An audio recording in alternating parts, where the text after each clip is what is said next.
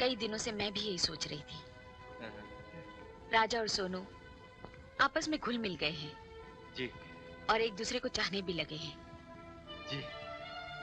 अब दोनों को शादी के बंधन में बांध देना चाहिए।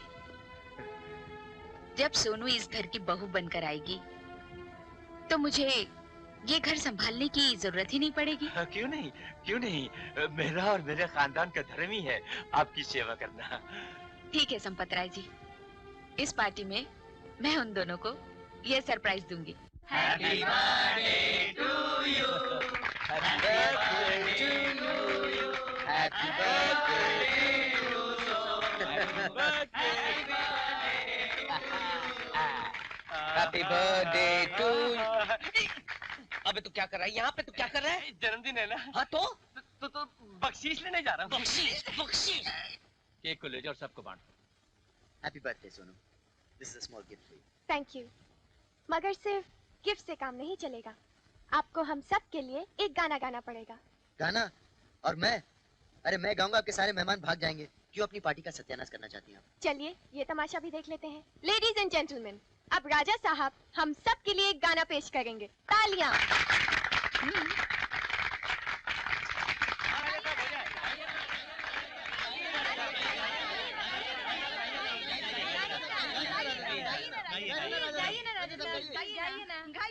ठीक है।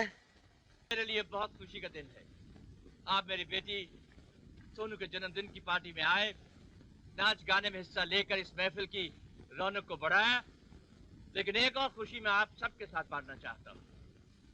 मगर खबर इतनी बड़ी है कि अगर मैं कहूँगा तो कहते हैं ना कि मुंह छोटा और बात बड़ी हो जाएगी। इसलिए मैं अंजलि देवी जी से गुजारिश करूंगा कि वो यहाँ आए और खुद आप सबको वो खुशी की खबर सुनाएं। अंजलि जी। सोनू के इस जन्मदिन की खुशी में मैं इसे सबसे बड़ा तोहफा देना चाहती हूँ।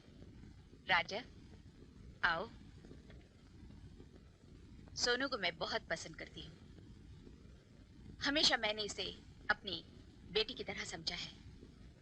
आज मैं चाहती हूँ कि इसे अपने घर की बहू बना। नहीं दादी, हाँ? ये नहीं हो सकता। क्यों नहीं हो सकता? क्या कमी है इसमें? सोनू बहुत अच्छी है, मेरी दोस्त है, लेकिन ये मंगनी नहीं हो सकती। जब पसंद है, दोस्त है, फिर क्या वजह है इनकार की? वजह यह है दादी माँ कि मैं किसी और से प्यार करता हूँ और उस लड़की को छोड़कर मैं किसी और से शादी नहीं कर सकता। I'm sorry, Sonu.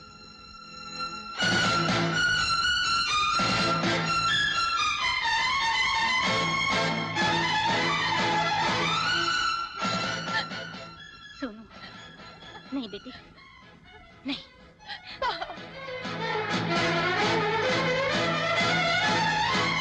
वाह बेटा वाह, बहुत रोशन कर दिया तूने आज अपनी दादी माँ का नाम। लेकिन दादी माँ, मेरी शादी का फैसला करने से पहले क्या ये जरूरी नहीं था कि आप मुझसे पूछ लेती? सोनू के साथ तुम्हारा उठना बैठना बातचीत का ढंग देखकर मैं समझी थी तुम दोनों एक दूसरे को चाहते हो। पर अब मैं इस पहेली में और उलझना नहीं चाहती। साफ साफ बता दो कि कौन है वो लड़की जिसकी खातिर तुमने भरी महफिल में आज मेरी गर्दन झुका दी। वो आपकी भी चाहती है दादी माँ। आपने उसे प्यार से पाल पोस के बड़ा किया है। छाया? हाँ जी दादी माँ, मैं उसी छाया की बात कर रहा हूँ जिसने अभी से इस घर का सारा बोझ अपने कंधों पे संभाल रखा है। पागल हो गया है तू। मेरे ही पांव की धूल को मेरे सर का सरताज बनाना चाहता है। एक नौकरानी से शादी करके रिश्ते हमेशा बराबर के खानदान में होते हैं। इज्जत होती है वो डोली जिसमें बिठाकर दुल्हन को घर लाया जाता है। कोई भी खानदान, कोई भी रुतबा प्यार से बढ़कर नहीं होता दादी माँ। मैं अपनी प्यार की कुर्बानी किसी भी कीमत पर नहीं दूंगा। मैं शादी करूंगा तो सिर्फ छाया से, वरना किसी से नहीं। जोर जबरदस्ती से जिस्मों को तो बांधा जा सकता है, मगर दो दिलों को नहीं। अगर राजा के दिल में किसी और के लिए प्यार है तो वो शादी भी उसी से करेगा। एक लड़की की खातिर तुम्हारा और मेरा रिश्ता भी धुंधला हो गया। तेरा और मेरा रिश्ता तो जिंदगी की आखिरी सांस तक अमर रहेगा दादी माँ। मगर इस रिश्ते के डोर में छाया को भी बांध लीजिए। एक ही छत के नीचे 3 जिंदगियों को स्वर्ग मिल जाएगा। दादी माँ, अगर आपने इनकार कर दिया तो सब कुछ जलकर राख हो जाएगा। फैसला आपके हाथ में। नहीं, मैं ऐसा किसी कीमत पर भी नहीं होने दूंगा। बस एक बार, सिर्फ एक बार मुझे पता चल जाए कि वो लड़की कौन है जो राजा के दिल में घर करके बैठी है, मैं उसकी खाल को खींचकर अंजलि प्रसाद सिन्हा के घर की दीवारों पर लगा दूंगा। मैंने तो पहले ही कहा था कि बड़ी माँ मुझे कभी स्वीकार नहीं करेंगी। जब कल रात उन्होंने तुम्हारी शादी सोनू से तय कर दी थी, तब एक पल के लिए मुझे ऐसे लगा जैसे मैंने तुम्हें हमेशा हमेशा के लिए खो दिया है। ऐसे कैसे सोचा तुमने? मैंने तुम्हारे साथ प्यार निभाने की कसमें खाई हैं। तुम्हें पाने के लिए मैं दुनिया के हर तूफान से टकरा जाऊंगा। जी जी जी, राजा एक नौकरानी से शादी करना चाहता है, दोबारा इस घर में एक नौकरानी से शादी? इस तरह कितनी बार आप अपने पति को मारेंगी? मैं क्या करूं? राजा जिद कर रहा है। राजा बेचारा तो बच्चा है। मैं इन गांव वाली लड़कियों को बहुत अच्छी तरह से जानता हूँ। ये इनकी चाल होती है रुपया बटोरने की। हाँ, आप बिल्कुल फिक्र मत करें जी, सब कुछ मेरे ऊपर छोड़ दें। हाँ, और इस वक्त मौका भी अच्छा है, राजा क्लब गया हुआ है। मैं उस चापलूस लड़की को धक्के मारकर घर से बाहर निकाल देता हूँ। अरे क्या करने आप मुझे? हरामजादी, जिस घर के टुकड़े खाकर तू पड़ी हुई है, उसी घर के चिराग से तू अपने झोंपड़े को रोशन करना चाहती है। चल निकल यहाँ से, निकल यहाँ से। बड़ी माँ देखिए, बड़ी माँ, ये मुझे घर से निकालना चाहते हैं। आप कुछ कहिए इन्हें, रोकिए। बड़ी माँ, आप कुछ बोलती क्यों नहीं? मैं कभी सोच भी नहीं सकती थी कि तू ऐसा करेगी। बड़ी माँ, मैंने क्या किया? बड़ी माँ, शर्म कर बेशरम। इस देवी माँ ने, इस बड़ी माँ ने तुझे बच्चों की तरह पाला पोसा बड़ा किया, और ये बता दिया है तूने इसका राजा पर ही डोरे डालने लगी है। अरे हमारा राजा तो बेचारा नादान है, ना समझ है। तूने ही बेगैरत, तूने ही अपने रूप के माया जाल में उसे फांसा है। चल निकल जा यहाँ से, अब तुम्हें पल भर भी नहीं रुकने दूंगा। 22 साल पहले मैं उससे दोबारा हरगिज़ नहीं करने दूंगा। क्या हो रहा है ये सब क्या हो रहा है बड़ी माँ? अरे बरसों से जिसे आपने अपने सीने से लगा के रखा, उसे आप ये धक्के मारकर घर से बाहर निकाल रही हैं। अरे कल तक तो आप इसकी शादी की बात कर रही थी, इसके लिए लड़का तलाश कर रही थी, फिर अचानक ये सब क्या हो गया? क्यों निकाल रही हैं इसे आप? ये अपनी करनी का फल भुगत रही है। करनी का फल? मैं समझा नहीं। मैं समझाता हूँ। इस कुएं की मेंढकी ने समुंदर का ख्वाब देखने शुरू कर दिए थे। इस हवेली और इसकी सारी जायदाद को निगल जाना चाहती है ये। हाँ, अपने झूठे प्यार के जाल में हमारे मासूम राजा को इसने किस तरह फंसाया, जरा पूछो इससे। मैं अपनी बहन को अच्छी तरह से जानता हूँ, वो कभी ऐसा कदम नहीं उठा सकती। बोल छाया, सबके सामने बोल कि ये सब झूठ है। मुझे दौलत और महलों का कोई लालच नहीं है। पर क्या राजा के साथ प्यार करने वाली बात सच है या नहीं? सच है, लेकिन सुन लिया शंकर, सुन लिया अपने कानों से। अब ले जाओ इस गंदगी, गंदी नाली का कीड़ा राजा के ताज को छूने चला गया। हमारे खून को गंदा मत कहना मैनेजर बाबू, वरना हमारा खून भी खौल उठेगा।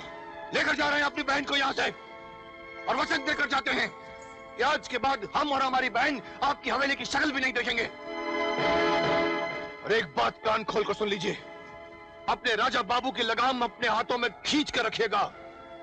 मेरी बहन की ओर उसने देखने की कोशिश भी की तो काट डालूंगा मैं उसे। टूट गया रिश्ता हमारा और आपका। वो दीवार खड़ी होगी हमारे बीच, जो अब मेरे जीते जी नहीं टूटेगी। चल भैया, भैया ऐसा मत करो, मुझे एक बार आनंद लेना चाहिए।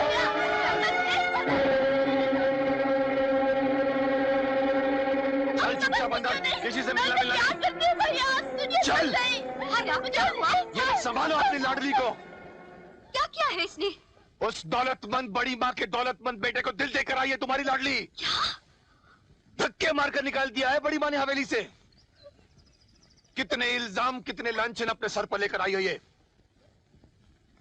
आज से इसका इस घर से बाहर निकलना बंद। सारा खाना पीना ताले के अंदर होगा। मैं जाकर मणिराम से मिलकर आता हूँ।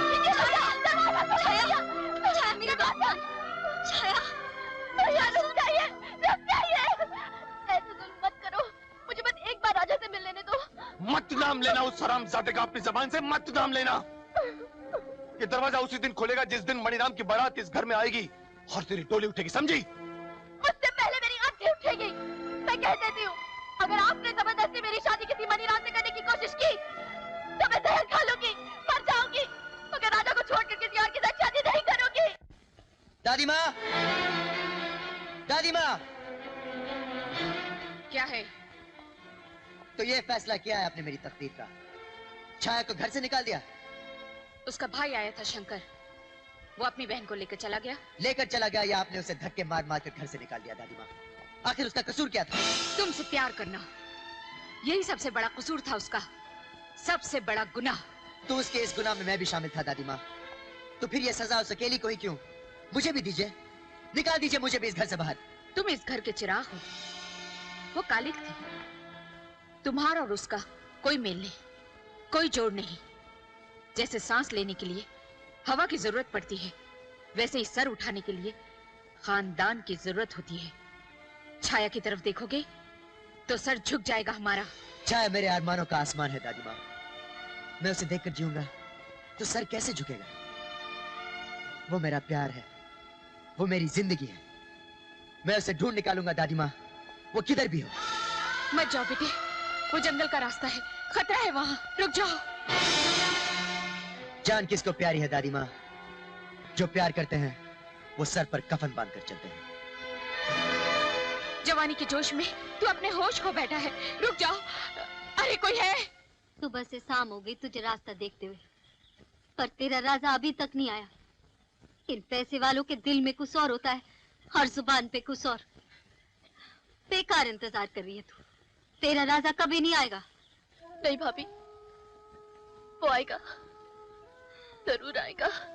वो आएगा भी तो भी तेरा और उसका मिलन नहीं हो सकता।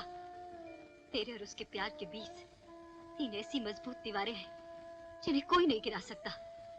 पहली दीवार है तेरा भाई, दूसरी दीवार है हवेली वाली बड़ी माँ, और तीसरी दीवार है राजा का ऊंचा खानदान और उसकी दौलत। ये सब रेत की दीवारें हैं भाभी। हमारे प्यार के तूफान के सामने एक दिन सब ढेर हो जाएंगी।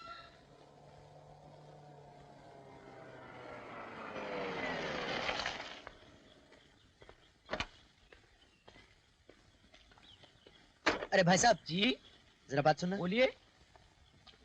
यहाँ आसपास कोई शंकर रहता है? शंकर? कौन शंकर? छाया का भाई। हाँ, वो शंकर तो यहाँ ऊपर रहता है, कहो तो बुला दूं? प्लीज। शंकर, ओ शंकर! क्या है देशराज? क्यों सुबह सुबह गले फाड़ कर चिल्ला रहा है? तेरे से कोई शहरी बाबू मिलने आए हैं। कहो बाबू, क्या काम है मुझसे? नमस्ते शंकर भैया, मेरा नाम राजा है, बड़ी हवेली में रहता हूँ। वो क्या है कि छाया हमारे यहाँ काम करती थी, लेकिन कल अचानक उसे धक्के मार मार कर निकाल दिया है तुम लोगों ने उसे वहां से। जलील किया गया है मेरी बहन को, लांछन लगाए गए हैं उस पर। अब यहाँ क्या लेने आए हो बाबू? अगर अपनी जान की सलामती चाहते हो तो चुपचाप चले जाओ यहाँ से। मैं यहाँ से लौट जाने के लिए नहीं आया शंकर भैया।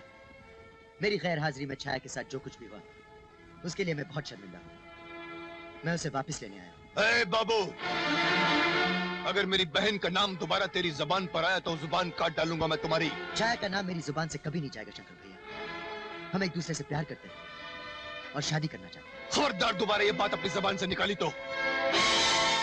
तुम क्या समझते हो कि इतनी जिल्लत, इतनी बेइज्जती के बाद हम अपनी बहन की शादी तुमसे करेंगे? खैर, चाहते हो तो चले जाओ यहाँ से। मैं छाया से मिले बिना यहाँ से नहीं जा सकता। छाया! छाया, बाहर आओ! तू सीधी तरह से बाज नहीं आए। चुपचाप चला जा यहाँ से, चला जा यहाँ से। मैं कुछ नहीं सकता।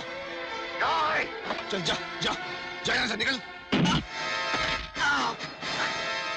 हरामजादे, तूने मेरी छाया का नाम लिया, मेरी छाया का लिया। मैं जिंदा नहीं छोड़ूंगा, जिंदा नहीं छोड़ूंगा। नहीं मणिराम, नहीं। नहीं शंकर भैया, मैं इसे जिंदा नहीं छोड़ूंगा।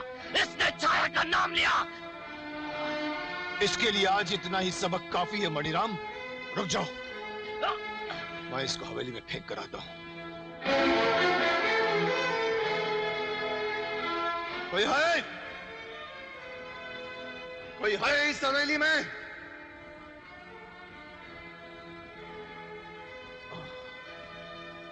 कोई है इस लड़के को संभालने वाला इस हवेली में? संभालिए अपने घर के चिराग को, जो आज बुझते बुझते बच गया। राजा, राजा, राजा, क्या हुआ? खून? कैसे हुआ ये सब? किसने मारा इसको? मैं पूछती हूँ, किसने मारा इसको? हमने मारा। तुमने मारा? हाँ, याद है ना पिछली बार हमने जाते जाते कहा था कि अब हमारा और आपका रिश्ता टूट गया है। फिर जंगल में बस्ती की ओर हमारी बहन का रास्ता पूछते पूछते ये वहां आया कैसे? अगर मेरे राजा को कुछ हो गया तो मैं तुम्हारी बस्ती और जंगल को आग लगा दूंगी। और तुम्हारा पोता लौट कर आया उस जंगल की तरफ, तो हम तुम्हारे पोते की हस्ती मिटाकर रख देंगे। बेड़ियां डालकर रख अपने पोते के पैरों में, जैसे कि हमने किया है। मजाल है कि हमारी बहन घर से बाहर एक कदम भी रख दे, हाथ पांव काट देंगे उसके हम। आज तो तुम्हारे पोते की जान बख्श दी है, सिर्फ जख्मी होकर लौटा है, मगर आज के बाद उसने जंगल का रुख किया तो उसकी लाश उठाने को तुम्हें आना पड़ेगा।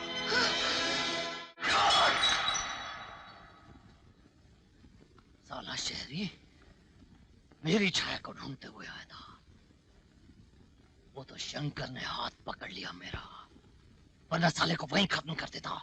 लेकिन मनीराम, ये छाया का नया आशिक कहाँ से पैदा हो गया? पर पंडित जी ने कहा था छाया की शादी तो मनीराम से ही होगी। था क्या वो काशी पंडित? अच्छा, आता जाता कुछ नहीं है, बस सिर्फ पैसे बटोरता रहता है। राम राम राम राम। अरे ज्योतिष विद्या का इतना अपमान? मणिराम, इसीलिए तेरे लग्न में विघ्न पड़ता है। अरे हम इतनी मेहनत करके नक्षत्रों को वश में करके तेरे लिए नए नए रास्ते बनाते हैं, और तू अपने कर्मों से उन्हीं रास्तों को बंद कर देता है। ए पंडित, अपने घर का रास्ता नाप चल। नाप लेंगे बच्चा, नाप लेंगे। अरे तेरे घर में कुटिया बना के रहने को थोड़ी आए हैं हम। पंडित, सुबह से तेरी छाया के बारे में सोच रहा हूँ, कसम है धंधे की जो कुछ और काम किया हो तो। तेरी कुंडली जो देखी तो क्या देखा कि तू तो राहु की लपेट में है बच्चा। अगले 2-3 दिन बहुत भारी बीतने वाले हैं तुझ पर। सुबह से कुछ हुआ तो नहीं? आगे बोल पंडित। बस ये 2-3 दिन बीत जाने दे, फिर देख छाया के साथ तेरा लगन पक्का। तब तक मैं तुझे राहु की लपेट से निकाल लूंगा। खर्चा केवल 500 रुपया। जिद में आकर चला गया जंगल की ओर, एक लड़की के लिए। आज तुम्हें कुछ हो जाता तो? मैं उस मणिराम को कभी माफ नहीं करूंगा दादी माँ। उसने मुझे धोखे से मारा। राजा, ये मारपीट करने के लिए लंदन से आया था क्या? तुम्हारे लिए मैंने कितना बड़ा वचन तोड़ा है, और तुम अपने पिता को दिया हुआ वचन भी भूल गए। जिंदगी में बहुत बर्दाश्त कर लिया मैंने। पहले तुम्हारे दादा को, फिर तुम्हारे बाप को, और अब